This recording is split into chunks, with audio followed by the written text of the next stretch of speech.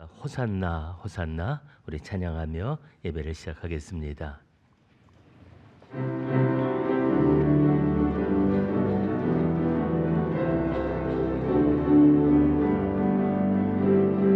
호산나 호산나 호산나 높은 곳에서 호산나 호산나 호산나 높은 곳에서 주의 이름 높여 다 찬양하라. 귀하신 주 나의 하나님 은지세 영광 영광 왕의 왕께 영광을 영광 영광 왕의 왕께 영광을 주의 이름 높여 다 찬양하라. 귀하신 주 나의 하나님 주님께 영광 돌리세.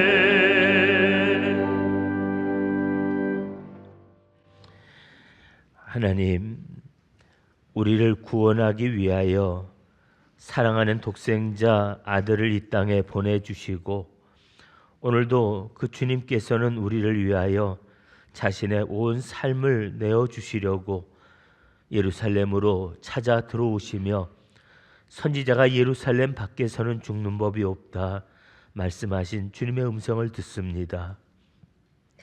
주님의 부활을 우리가 기뻐하며 주님의 부활의 승리에 참여하는 백성 되기를 원하면서 이 시간 주님의 고난을 우리가 또한 묵상합니다. 하나님, 주님의 희생과 그 보혈이 내 삶에 이루어져서 나를 구원하시는 하나님의 능력이 되게 하여 주옵소서. 오늘도 주님의 은혜를 따라 이전에 나왔사오니 이 시간 우리들을 용납하여 주시되 우리가 고백하는 기도를 들어주시고 우리의 모든 허물과 죄를 사하여 주옵소서. 아버지,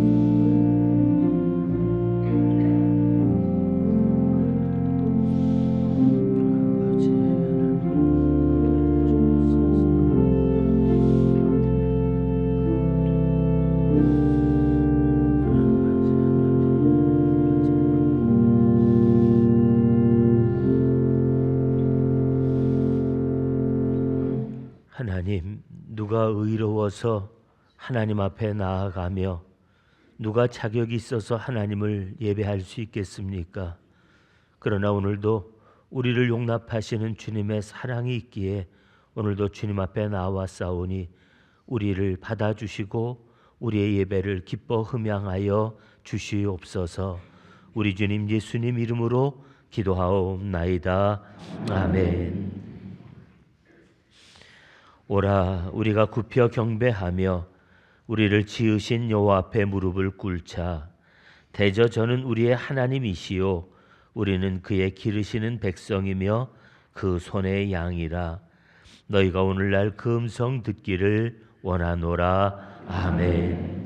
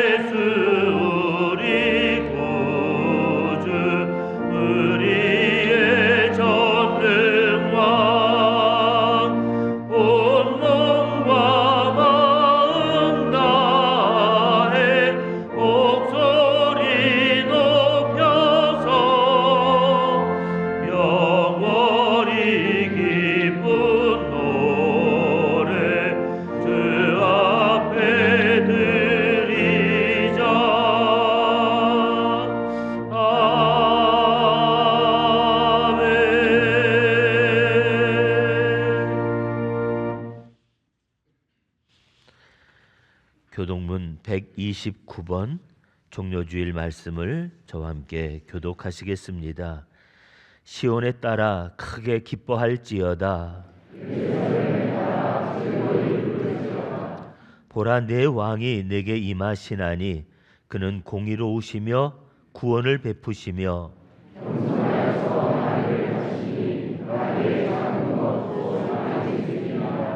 내가 에브라임의 병거와 예루살렘의 말을 끊겠고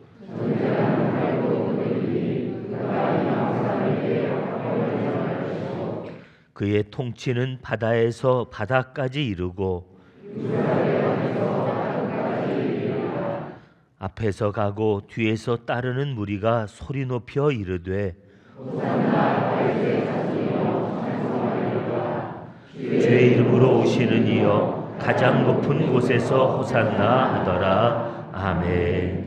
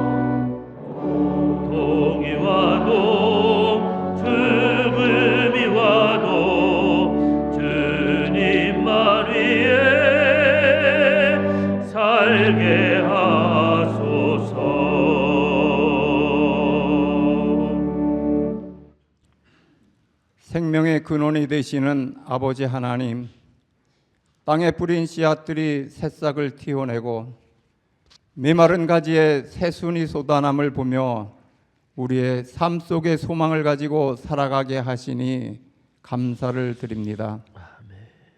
우리가 아직 죄인 되었을 때에 우리에 대한 자기의 사랑을 확증하기 위해 예수 그리스도를 이 땅에 보내주시고 십자가에 죽으시기까지 우리를 사랑하심에 감사를 드립니다. 오늘도 그 사랑에 우리의 마음과 정성을 모아드리는 예배를 기뻐 받아 주시옵소서. 종려주의를 맞이하여 겸손히 낙이 타고 예루살렘에 입성하시어 우리의 구원을 이루신 주님께 감사를 드립니다. 예수님께서 낙이 타고 예루살렘에 입성하실 때 많은 무리들은 세상의 왕으로 오시는 예수님을 기대하여 종려나무 가지를 흔들며 호산나 다윗의 자손이라고 큰 소리로 외치며 열렬히 환영하였지만 주님의 겸손과 사랑을 온전히 깨닫지 못하고 자신들의 기대와 다른 모습에 실망했던 그들은 몇 날이 못되어 죄 없으신 예수님을 십자가에 못 박는 죄악을 범하였습니다. 그들의 어리석음을 되풀이하지 않도록 저희들을 깨우쳐 주옵소서. 예수님께서는 죄가 없으심에도 갖은 조롱과 멸시 천대를 받는 곤욕을 당하여 괴로울 때도 마치 도수장에 끌려가는 어린 양과 털 깎는 자 앞에서 잠잠한 양같이 그의 입을 열지 않으셨습니다. 우리의 허물과 죄악을 위해 찔리고 상함 받으셨습니다. 예수님께서 징계받고 채찍에 맞음으로 우리는 평화를 누리고 나음을 받을 수 있었습니다. 묵묵히 십자가의 길을 걸으셨던 주님을 닮아가게 하옵소서. 늘 주님의 십자가의 사랑을 간직하며 우리의 삶 가운데 흘려보내게 하옵소서. 어둠 가운데 빛을 발하며 부패를 막는 소금 되게 하옵소서. 아픔을 안고 살아가는 이들에게 치유의 도구로 쓰임받게 하옵소서. 섬김과 사랑으로 이 땅에 오신 주님의 겸손을 본받아 서로 섬기며 살아가게 하옵소서. 우리의 작은 신음에도 응답하시는 하나님, 요즘 관세전쟁 여파로 인하여 힘겨운 나날을 보내고 경제적인 어려움으로 인하여 힘겨운 시간을 지내는 이들에게 헤쳐나갈 소망을 주시고 견뎌낼 힘을 허락하여 주옵소서. 우리의 힘과 능력이 되시며 피할 바위가 되시는 주님을 만나게 하옵소서. 이 시간 말씀을 전하실 목사님을 성령의 권능으로 인도하여 주옵소서.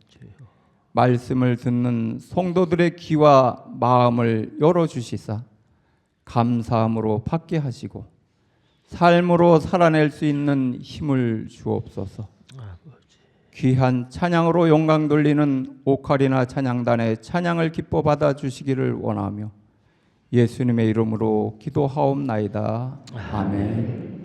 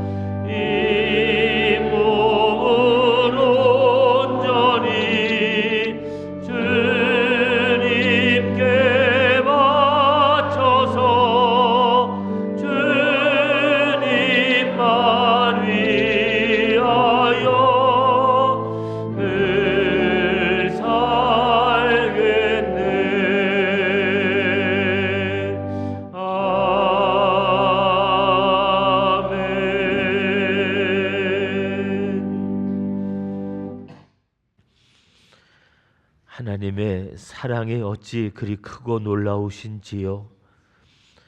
우리가 무엇이관데 우리를 위하여 사랑하는 아들을 내주실 수 있었으며, 주님은 우리가 무엇이기에 자신의 생명을 던져 우리를 구원하시기 위해 이 고난의 길을 가셔야 했는지요. 하나님, 오늘도 그 사랑의 깊이와 그 사랑의 크기를 우리로 깨달아 알게 하여 주시고, 우리도 하나님을 예배하되 형식적인 예배가 아니라 온 마음, 온 힘, 온 뜻을 다해 드리는 우리의 참된 예배가 되게 하여 주시옵소서. 하나님, 이 시간에도 오늘도 주님의 은혜를 사모합니다. 우리가 주의 것이오니 주께서 맞아주시고 우리의 연약함을 주님의 품에 품어주시며, 우리가 비록 세상에 살아가나 세상에 속하지 않은 사람임을 깨닫게 하여 주시고, 오늘도 하나님의 소망을 바라며 주님의 약속을 붙들고 살아가는 구원의 백성 되게 하여 주시옵소서. 이 시간 받은 은혜를 헤아려 손에 손마다 주님께 드리는 이 예물을 주님 손으로 연락해 주시고 하나님의 기쁘신 뜻을 위하여 사용해 주시며, 또한 하나님, 우리들의 온 삶이 주의 손에 붙들려 쓰임 받도록 이 어둡고 죄악이 가득한 세상 가운데서 우리를 주님의 생명의 도구로 사용해 주시옵소서. 하나님의 나라가 이 땅에 이루기까지 주님, 우리로 주의 용사되게 하여 주시기를 우리 주님 예수님 이름 받들어 봉헌하며 기도하옵나이다. 아멘.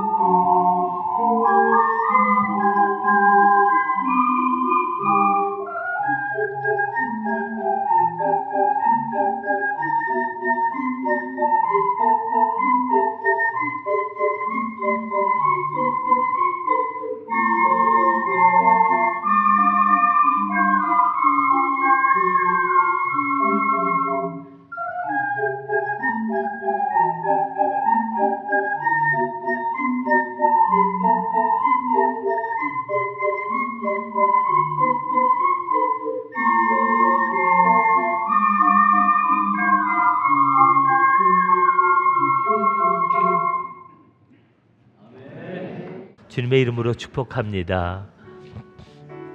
당신은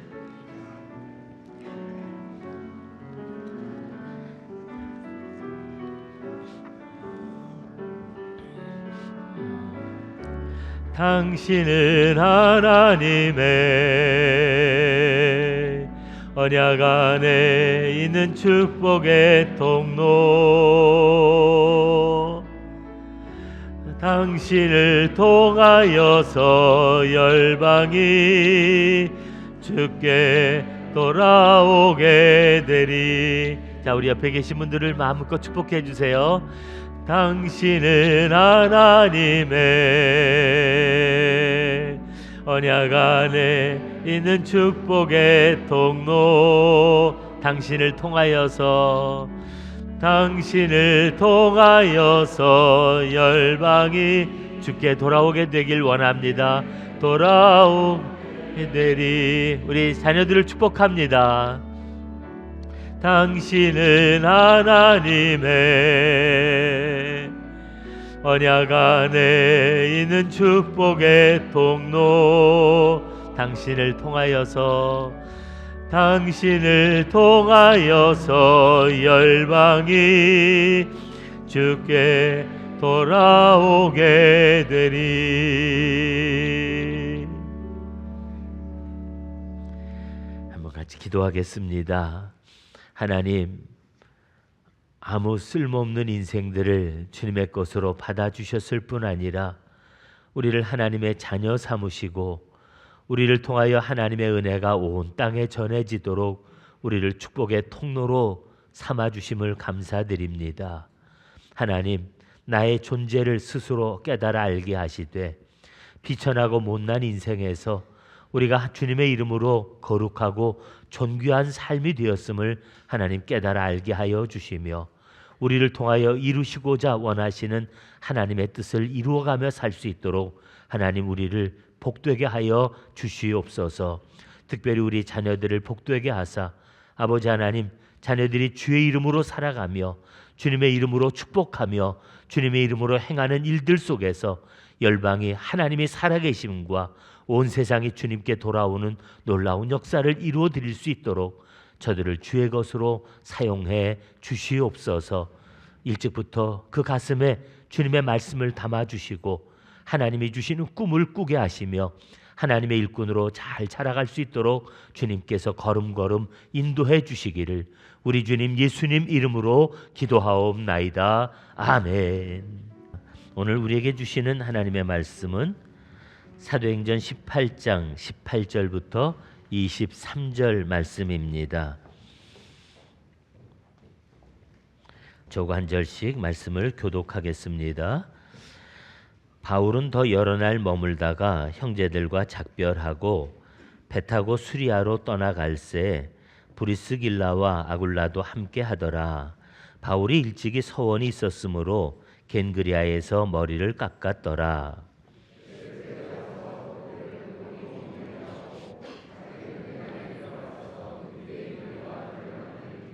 여러 사람이 더 오래 있기를 청하되 허락하지 아니하고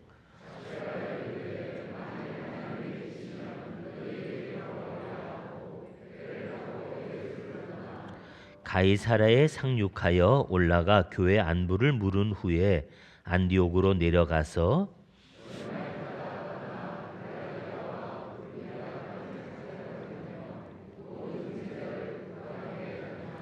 아멘.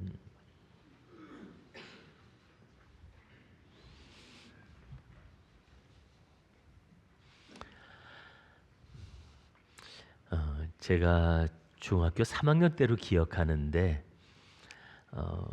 저를 지도해 주시던 목사님이 저에게 조언을 해주신 말씀이 앞으로 목회를 할 작정이면 철학책을 좀 많이 읽어라. 네, 그러고 말씀을 해주시더라고요. 그래서 제가 고등학교 입시를 위해서 제가 참고서 살 돈도 없는 제가 그때 과감하게 가서 철학책을 몇 권 이제 사들고 들어왔습니다. 되게 두껍고 되게 비싸더라고요. 근데 제가 그 책을 읽으면서 많이 절망했지 않습니까? 칸트의 순수 이성 비판, 이건 또 뭐야? 그리고 책을 펼쳐 읽었는데 내가 아무리 눈으로 쫓아가려고 해도 글자가 저를 도망다니더라고요. 읽어도 뭔 소린지 알 수가 있어야죠. 뭐 지금은 그래도 조금 이게 뭔 소리구나 하고 좀 이해는 하지만 그때는 정말 철없이 뛰어놀다가 갑자기 난데없이 철학책을 붙들고 제가 씨름하면서 정말 머리도 이해도 못하는 그 책을 들고 제가 고민했던 그 시간들이 생각이 나는데요. 왜 고기도 먹어본 사람이 맛을 아는 거고 여행도 놀아본 사람이 하는 거지. 이게 그냥 멋대로 의욕만 갖고 덤빈다고 되는 일은 아니지 않습니까? 근데 제가 오늘 함께 우리 봉독했더니 말씀을 여러분들이 어떤 느낌으로 대하고 계시는지 한번 좀 물어보고 싶어요. 오늘 말씀을 같이 받들어 읽지 않았습니까?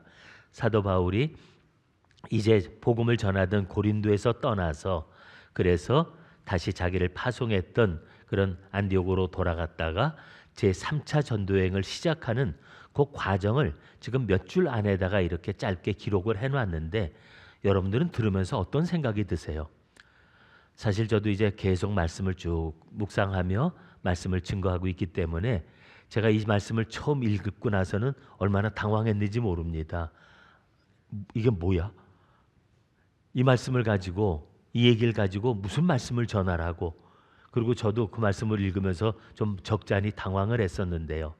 읽고 또 읽고 또 읽으면서 이 말씀이 저한테 한 절 한 절 다가오는데 이제는 제가 무섭더라고요.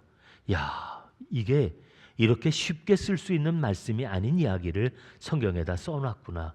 그리고 저는요, 이 말씀을 묵상하면서 제가 소름이 끼쳤고 제가 솜털이 곤두서는 제가 그런 전율을 느껴보게 됐는데요. 여러분들한테 제가 그 말씀을 전하고 싶은데 얼마나 잘 전달이 될 수 있을지 모르겠어요. 여러분들께서 이 말씀, 지금 읽고 우리가 넘어간 말씀을 다시 한 절 한 절 묵상하면서 이 말씀 속에 담겨져 있는, 또 아니 이 말씀을 통해서 내게 들려주시는 하나님의 음성을 우리가 들을 수 있게 되기를 원합니다. 18절 말씀해 보니까 사도 바울이 일찍이 서원한 일이 있으므로 겐그리아에서 머리를 잘랐다, 머리를 깎았다. 이제 이 이야기를 성경에 기록하고 있습니다. 여러분, 사울은 이미 하나님 앞에 헌신한 사람입니다. 헌신한 사람인데 무슨 또 서원할 일이 또 있다고 서원을 했겠습니까? 더더군다나 지금 여기서 그 머리를 잘랐다고 하는 그 얘기 속에는 사도 바울이 했었던 서원이 그냥 단순한 약속이 아니라 바로 나시린의 서원이었다는 것을 우리가 짐작을 해볼 수가 있는데요. 여러분, 나시린의 서원이라고 하는 것은 함부로 할 수 있는 건 아닙니다.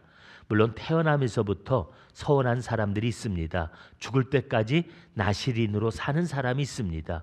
하지만 살면서 어떤 특별한 기간에 특별한 목적을 위해서 하나님 앞에 서원을 하는 그런 나시린이라고 하는 것이 있는데, 여러분, 그 나시린의 서원은 정말 하나님과 하는 약속이기 때문에 이 약속은 허투루 우리가 해서도 안 되고 한 번 한 약속이라면 목숨을 걸고 지켜야 되는 바로 그런 약속입니다. 이 약속을 제대로 지키지 못했던 경우들이 성경에 있었죠. 삼손, 여러분들 기억하시죠? 그는 나시린으로 태어났고 그리고 어려서부터 하나님 앞에 받은 말씀이 있었습니다. 근데 그의 힘의 근원이 머리카락 위에 있었고 머리카락을 자르지 말라고 하는 하나님의 말씀을 듣지 않았습니까? 그래서 사도 바울이 자기가 왜 그렇게 힘이 센지를 입국 다물고 아무에게도 이야기하지 않았습니다. 그런데 결국 한 여자의 꼬임에 넘어가서 결국 그 사실을 털어놓지 않습니까? 내 힘의 근원은 이 머리에 있다. 그리고 그가 그렇게 고백을 하고서 그의 머리카락이 잘립니다. 그 후에 그의 인생이 어떻게 변했는지 우리가 알잖아요. 두 눈을 뽑히고 끌려가서 정말 사람들에게 조롱거리가 되고, 물론 마지막에 그가 다시 머리가 자라면서 하나님 앞에 기도하면서 마지막 힘을 내어서 그가 자기 원수들을 갚는 그런 얘기가 성경에 기록되어져 있지만, 나시린의 서원을 지키지 못했다가 비참하게 일생을 마쳤던 삼손을 우리가 생각을 합니다. 또 입다라고 하는 사람을 생각해 보세요. 그가 암몬 사람들과 전쟁을 할 때 하나님께 서원을 합니다. 주여, 이번 싸움에 나가서 제가 이기고 돌아오게 하시면 제가 전쟁에서 돌아올 때 저를 제일 먼저 맞으러 나온 사람을 하나님께 드리겠습니다. 그리고 약속을 합니다. 근데 전쟁에서 이기고 돌아왔어요. 근데 제일 먼저 맞으러 나온 사람이 그의 어린 딸이었습니다. 결국 그는 그 딸을 하나님 앞에 잡아서 드리고 만다는 그 성경의 이야기가 있습니다. 그만큼 서원은 중요한 것이기 때문에 주님께서도 말씀하시기를 함부로 맹세하지 말라고 말씀하면서 하늘로도 땅으로도 심지어는 내 머리카락을 두고도 맹세하지 말라고 우리들에게 말씀하고 계십니다. 왜냐하면 맹세한 것은 지켜야 되기 때문입니다. 근데 이미 우리가 아는 대로 하나님 앞에 전도자로 선택받았던 이 사도 바울이었는데 그가 또 무슨 일로 하나님 앞에 따로 서원을 한 일이 있었을까요? 뭐 사실 우리가 성경에 특별한 이야기는 없지만 저는 그 상황을 이렇게 말씀을 묵상하다가 짐작이 되는 게 뭐냐면요, 사도 바울이 아테네에서 복음을 전하다가 큰 마음의 상처를 받지 않습니까? 실망을 합니다. 그리고서 그가 그곳을 포기하고 고린도로 왔습니다. 그가 고린도로 와서 복음을 전할 때 자기가 고백하는 말처럼 내가 너희에게 복음을 전할 때 심히 두려워하고 떨었다고 그렇게 얘기합니다. 그 마음에 정말 많은 이 두려움을 가지고서 복음을 전하러 왔었는데 그때 하나님이 그에게 주신 약속의 말씀이 있었죠. 내가 너와 함께 하겠다. 아무도 너를 대적하여 일어나 칠 자가 없을 것이다. 내가 너를 지켜주겠다는 하나님의 말씀을 듣습니다. 뿐만 아니라 하나님께서 사도 바울에게 이 성에 내 백성이 많다고 하는 비전을 보여주시면서 이곳에서 잠잠하지 말고 힘써 복음을 전하라고 주님께서 명령하십니다. 사도 바울이 그때 아마 하나님 앞에 응답하면서 서원을 하지 않았을까 그 생각을 합니다. 주여, 내가 이런 일을 당하고 여기 왔는데 여기서 내가 정말 과연 복음을 잘 전할 수 있겠습니까? 그리고 그가 응답하면서 하나님 나를 지켜주옵소서, 내가 정말 목숨 걸고 복음을 전하겠습니다. 아마 그러고 서원을 했을 것이라 생각합니다. 그랬기 때문에 그가 고린도에서 1년 반이라는 기간을 보내면서 그 핍박 가운데서도 복음을 전할 수 있었고요. 정말 그가 법정에까지 끌려가는 일을 만났지만 하나님께서 그를 풀어주시는 그런 은혜를 경험하면서 하나님이 하시는 약속의 성취를 보지 않았겠습니까? 그러니까 그가 이 고린도를 떠나면서 바로 그 밑에 있는 겐그레아라고 하는 곳에 왔을 때 그의 머리를 잘라서 이제 하나님 앞에 그 나시린의 서원을 지켰음을 고백합니다. 머리를 자르고 그리고 하나님 앞에 제물을 드리는 것으로 나시린의 서원을 마쳤음을 그게 이제 하나님 앞에 고하는 예식이 있거든요. 그런데 그가 갱그레에서 머리를 깎았다는 그 말 속에서 바로 그가 고린도에서 복음을 전할 때 정말 하나님 앞에 다시 한번 내게 은혜 달라고 기도하면서 죽고 살기로 복음을 전했을 그의 결심, 그의 각오를 우리가 다시 한번 느껴보게 되는 겁니다. 제가 군대 갔을 때요, 정말 참 허무했어요. 저는 신학교를 다니다 군대를 갔거든요. 그래서 군목을 가고 싶었는데 뜻대로 잘 안 됐어요. 그래서 나이 많아서 사병으로 끌려갔는데 참 군대 가니까 한심하더라고요. 저보고 기차 바퀴가 세모래요. 그리고 따라하래요. 내가 이런 미친놈 같으라고 확 쥐어박았으면 좋겠는데 군대니까 그게 안 되더라고요. 그 말을 따라하고 있는 내 자신이 얼마나 한심스러운지. 근데 그런 걸 시키는 놈이나 따라하는 나나. 또 심지어 어떤 놈은요, 저보고서 자기 고참은 뭐 하나님과 동격이래나요? 그리고 따라하래요. 참, 내가 이런 한심한 군대를 3년 동안이나 내 젊음을 바쳐서 거기서 썩어야 된다라고 하는 게 얼마나 그때 화가 났는지, 얼마나 내가 분하고 억울했는지, 정말 내가 이렇게 군 생활을 여기서 3년을 해야 되나. 그리고 내가 정말 절망에 빠져 있을 때 제가 하나님 앞에 저도 서원했던 일이 있었습니다. 주님, 제가 하나님 작정하고 3일을 금식하며 기도하겠습니다. 근데 여러분, 군대에서 3일 금식하는 것도 이게 마음대로 안 되더라고요. 하루는 어떻게 버텨봤어요. 배가 아파서 뭐 좀 안 먹겠다, 뭐 내가 속이 안 좋다 이러고 하루는 넘어가는데 그 다음날 되니까 내가 밥을 안 먹고 굶었다는 게 소문이 부대에 다 났어요. 그래가지고서 높은 사람들이 저를 불러다가 회유합니다. 또 물어봅니다. 진짜 왜 안 먹냐? 배 아플 것 같지도 않은데 왜 안 먹냐 그러면서, 그래서 제가 할 수 없이 얘기를 했죠. 제가 하나님 앞에 약속을 했습니다. 3일 동안 내가 금식하며 기도하기로 했습니다. 그랬더니 이분들이 하시는 말씀이 뭐냐면, 기도? 그럼 해야지. 기도해. 근데 야, 밥은 먹으면서 해. 그리고 밥을 떠다가 제 앞에 갖다 놓고 밥 안 먹으면 여기서 못 나간다는 거예요.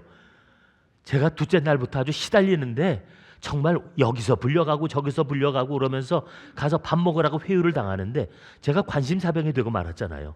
왜냐하면 저는 금식하며 기도하기 위해서 그 작정을 했는데 그들이 볼 때에는 제가 지금 군대 데모하고 있는 항의하는 사람으로 보여진 거예요. 밥을 안 먹고 버티는 사람, 이제 그렇게 보여지니까 어떻게든지 나를 밥을 먹이려고 얼마나 애를 쓰는지요. 겨우겨우 하루를 견뎠는데 셋째 날은 또 어떻게 견디나. 아니나 다를까 새벽부터 높은 사람 방에 불려가 갔고요. 밥 먹으라고, 그리고 옆에서 밥 상 차려놓고서 저는 호통을 치는데 진짜 죽을 지경이더라고요. 참 3일 동안 금식하는 것도 이렇게 어려운가. 근데 그때 하나님이 정말 제 기도에 응답해 주시는 걸 저도 경험했거든요. 그때 저를 야단치면서 그분이 그 말씀을 하시더라고요. 야 이놈아, 제가 하도 밥을 안 먹고 버티니까 네 몸이 네 건 줄 알아? 너는 나라 거야. 그러니까 먹으라면 먹어야 돼. 명령이야 그러더라고요. 네, 여러분 그 말씀이 저한테는 뭐 어떤 얘기로 들렸냐면요. 제가 기도하고 정말 매달리던 제 기도의 응답으로 들렸습니다. 내가 내 것인 줄 아느냐? 넌 내 거다 하는 하나님의 부름으로 들었습니다. 그 얘기를 듣고 나서 제가 기도에 응답받은 것으로 제가 정말 마음에 확신을 얻고 됐습니다. 이제 제 기도가 응답받았습니다. 어차피 3일째 되는 날이니까 제가 그 밥 먹겠습니다. 그리고 제가 거기서 이제 정말 하나님 앞에 감사를 했던 그런 기억이 있었는데요.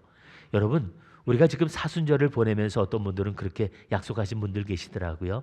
내가 이 사순절 동안에는 정말 그래도 새벽기도 한번 열심히 나와봐야지. 또 어떤 분은 아마 그런 분 계실지도 모르죠. 내가 사순절 지나면서 하루에 한 끼라도 금식하면서 내가 이것을 가지고 누구를 도왔으면 좋겠다. 아니면 어떤 분들은 내가 하루에 1시간이라도 정말 TV를 보고 스마트폰을 보는 시간을 줄이고 내가 더 성경을 읽겠다. 어떤 소원이라도 좋습니다. 우리가 함부로 소원해서는 안 되지만 우리가 신앙인으로 살아가면서도 정말 특별한 어떤 일이 있을 때 정말 특별한 기간을 정해서 하나님 앞에 소원을 하고 지켜나간다면 그 소원이 우리들에게 가져다주는 신앙의 이익이라고 하는 건 말할 수 없이 크다고 하는 사실입니다. 오늘 사도 바울은 이미 하나님 앞에 헌신되어진 사람입니다. 전도자로 살겠다고 하나님께 약속한 사람이었습니다. 그러나 그가 고린도에 있을 때 소원하고 하나님 앞에서 섬겼을 그의 마음가짐은 그 이전과는 남다를 수밖에 없었던 것은 심기일전하고 정말 복음을 전하겠다고 하는 그의 각오가 있었기 때문이라고 생각합니다. 그저 어제가 오늘 같고 오늘이 내일 같고 그런 날로 우리가 한평생을 살아가는 삶이 되어지기보다 때때로 우리들의 삶 속에서 우리 자신을 돌아보면서 하나님 앞에서 우리 자신을 다잡고 살아갈 수 있는 이런 결단이 우리들에게도 있기를 원합니다.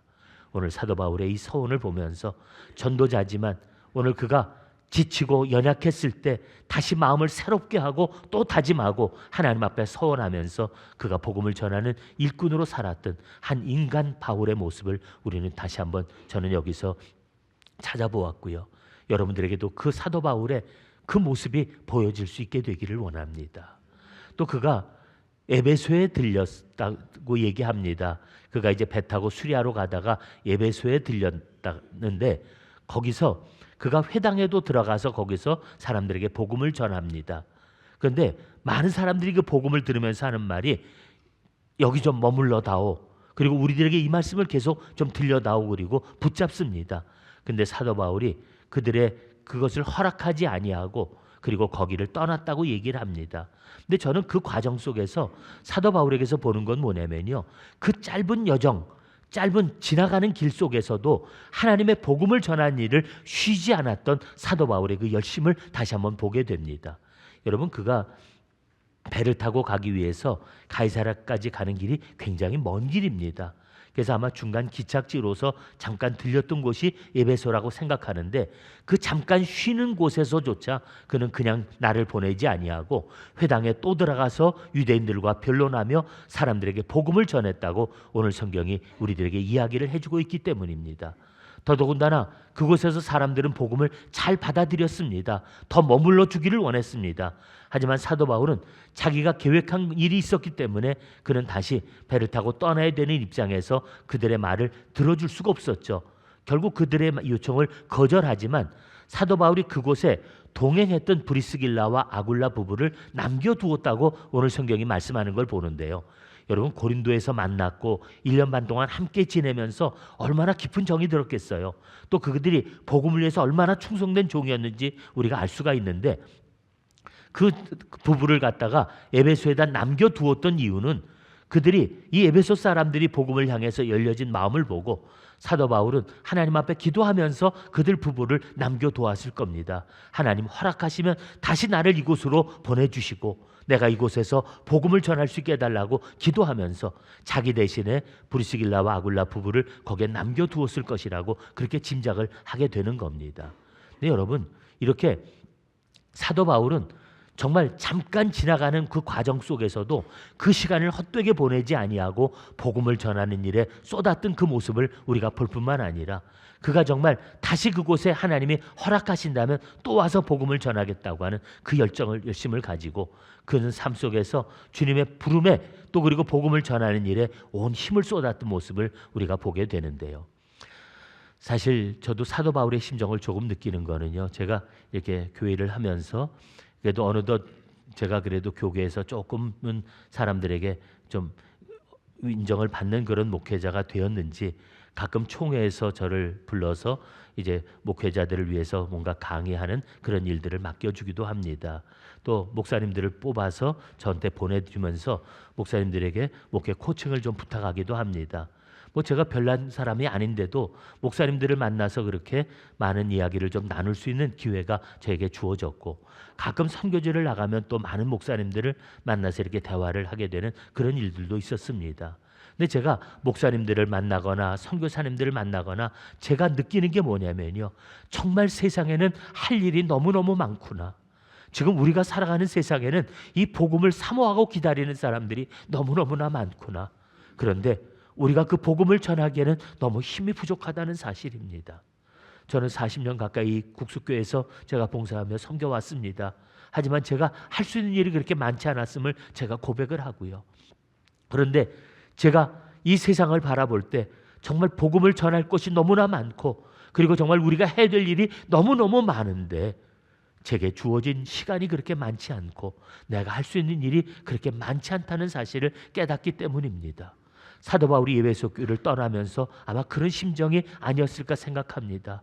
이렇게 복음을 기다리는 사람은 많은데 내가 가야 할 곳이 있고 내가 해야 될 일이 있고 내가 하나님이 허락하시면 다시 이곳에 올 수 있을까라고 그가 기도하면서 정말 그 예루살렘 에베소를 떠나야 됐었던 그 사도 바울의 심정을 생각한다면 정말 우리가 이 땅을 바라보는 사도 바울의 눈, 그의 심정을 한번 같이 느껴볼 수 있었으면 하는 겁니다. 여러분들은 어떠세요? 지금 세상을 보면서 어떻게 보이시던가요? 정말 할 일 많은 세상이다. 정말 복음을 기다리는 사람들이 이렇게 많구나라고 하는 그 절박함이 여러분들에게도 느껴지고 계시는지요? 짧은 시간 하나라도 이 시간을 헛되게 보낼 수 없다라고 하는 그 마음이 여러분들 가운데도 있으신지요? 여러분이 하나님의 일꾼이시라면 정말 여러분들의 눈에 하나님이 여러분들에게 부탁하시고 맡겨주신 일이 보여져야 할 것입니다. 아니 그 일이 보여져야 여러분 우리가 스스로를 하나님의 일꾼이라고 말할 수 있을 겁니다. 내게 허락된 날이 그렇게 많지는 않습니다. 내가 할 수 있는 일도 그렇게 많지는 않습니다.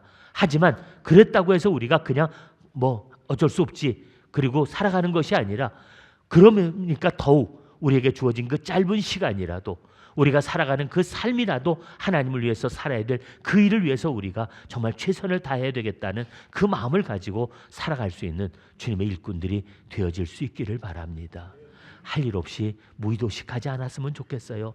내게 주신 그 짧은 날들을 헛되이 허송하며 살아가지 않았으면 합니다.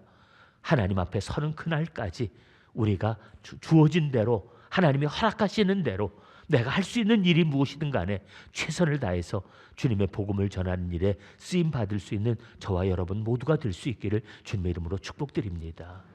또 우리가 무심히 이렇게 스쳐 지나가면서 많은 지명들이 나왔는데 여러분들이 읽으시면서 사실은 우리가 지명이 낯설기 때문에 어쩌면 아무 생각 없이 성경을 읽으시겠지만요.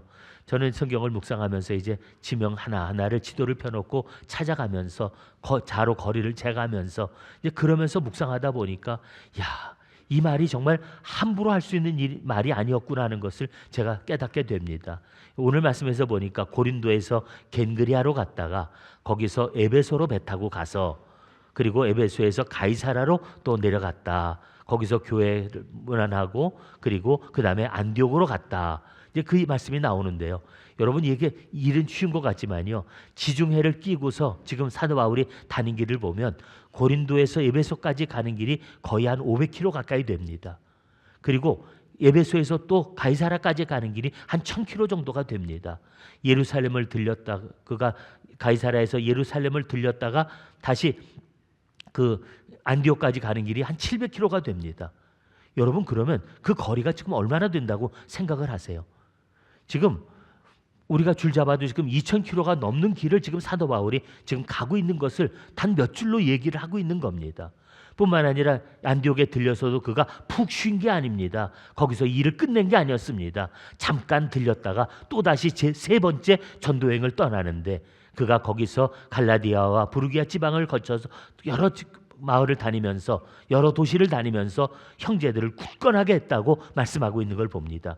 그 길도 600-700km 거리를 또다시 움직이고 다닌 겁니다. 여러분 지금은 뭐 3,000km 돼도 뭐 그까짓 거라고 얘기할지 모릅니다. 하지만 여러분 그 당시에 전도자가 또 뭐 지금처럼 좋은 자가용 타고 다닌 건 아니지 않습니까? 또 복음을 전하는 사람이 뭐 편하게 빨리빨리 가자고 그렇게 갈 수 없는 거라면요. 그가 그 길을 배 타고 또 걸어서 그리고 곳곳을 찾아다니며 복음을 전했다고 하면요. 여러분 그 길은 정말 우리가 상상할 수 없는 엄청나고 우리가 정말 긴 과정이었다라고 하는 것을 짐작해 볼 수 있다고 하는 겁니다. 그런데 그 얘기를 대수롭지 않게 쓰고 있어요. 왜 그랬을까요? 사도 바울에게 있어서 중요한 것은 오로지 복음뿐이었습니다. 자기가 한 영혼이라도 전도해서 구원받는 그 영혼이 소중했습니다. 그 과정이 아무리 힘들고 어려워도 그 길이 아무리 멀고 그 길이 험난할다 할지라도 그런 것은 사도 바울에게 아무런 문제가 되지 않았다는 사실입니다. 제가 우리 딸 집에 갔다 오느라고 비행기 타고 19시간을 가봤어요. 진짜 지긋지긋하더라고요. 비행기로 편히 휙하고 데려다 줘도 지긋지긋한데요. 정말 수천 킬로 길을 걷고 또 걷고 가서 복음 전하고 그저 보따리 싸들고 가면서 또 먼 길을 걸어가고 가서 그렇게 복음을 전하면서 그 지방을 누비고 다녔을 사도 바울의 발걸음을 생각해 본다면 과연 사도 바울은 왜 그렇게 살았을까? 뭘 위해서 그렇게 살았을까라고 우리가 한번 물어보게 되지 않습니까? 네, 여러분 자기의 편함이 문제가 아닙니다.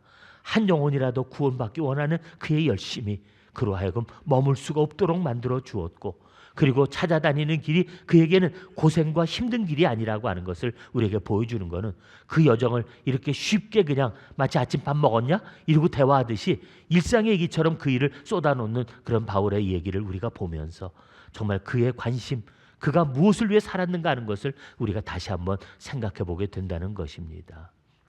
저는 우리에게도 정말 주님의 복음을 향한 그런 사랑의 열정이 있게 되기를 원합니다. 여러분 우리가 받은 이 복음이 그냥 값없이 주어진 것이 아니지 않습니까?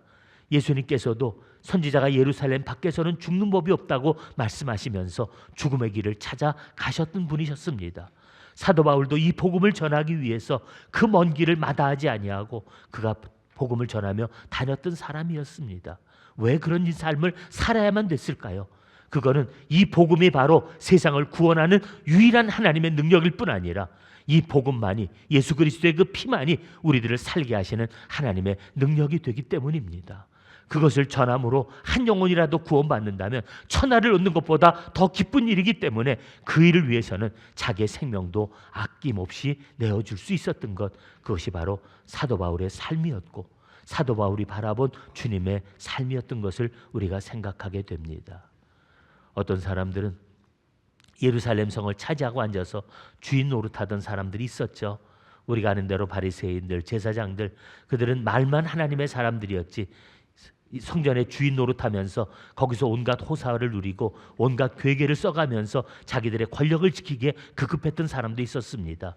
예루살렘 교회에 들어왔었던 수많은 성도들 가운데서도 불평하고 쓸데없이 돌아다니며 말썽만 일으키는 사람들도 있었습니다.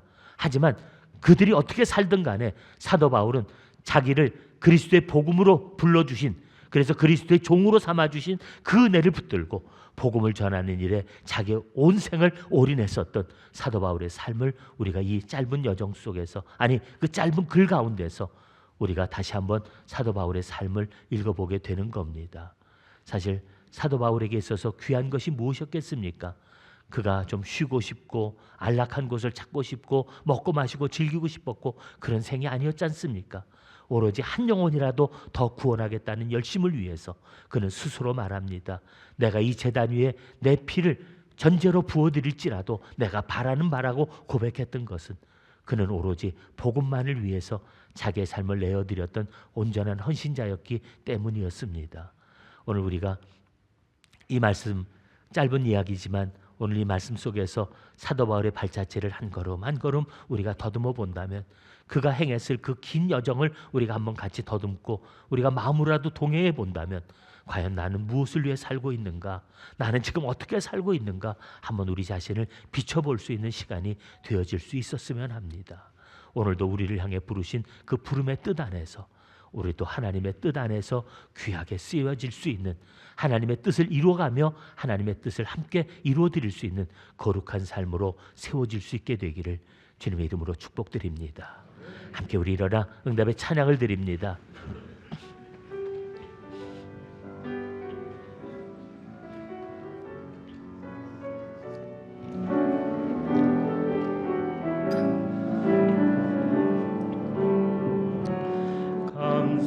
감사해요. 깨닫지 못했었는데 내가 얼마나 소중한 존재라는 걸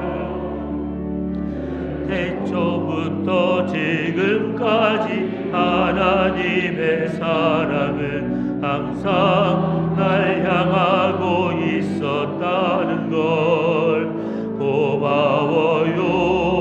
그 사랑을 가르쳐준 당신께, 주께서 허락하신 당신께 그리스도의 사랑으로 더욱 섬기며 이제 나도 세상에 전하리라. 당신은 사랑받기 위해 그리고 그 사랑 전하기 위해 주께서 행하시고 이 땅에 심으셨네. 또 하나의 열매를 바라시며 또 하나의 열매를 바라시며.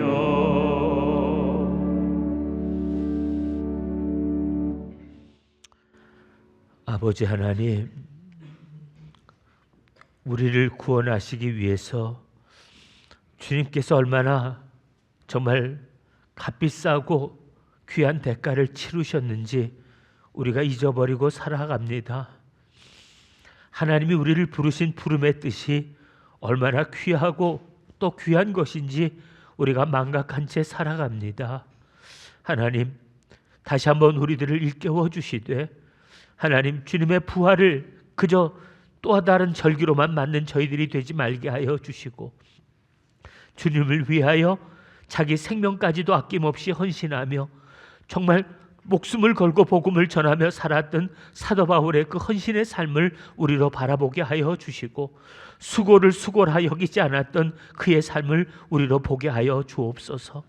할 일 없이 살아가는 인생 되지 말게 하여 주시고 우리를 부르신 부름의 뜻을 따라 살게 하시되 내 입을 통하여 증거되는 이 복음이 내 삶을 통해서 나타나야 될 하나님의 복음이 오늘도 이 땅에 곳곳에 전해질 수 있도록 우리를 주의 것으로 사용하여 주시옵소서. 비록 부족하지만 나를 통하여 하나님의 구원이 또한 주님께서 구원하실 자를 불러주시고 하나님께서 그를 생명의 자녀가 되게 하시는 그 역사를 보게 하여 주시기를 간절히 빌고 원하며 이제는 우리 주님 예수 그리스도의 은혜와 하나님 아버지의 그 크신 사랑과 성령님의 역사하시며 교통하심이 주여 나를 써주소서 고백하는 사랑하는 주의 백성들 위에 주님의 몸 세우신 몸된 주님의 교회 위에 이제로부터 영원까지 함께 계시기를 간절히 축원하옵나이다. 아멘.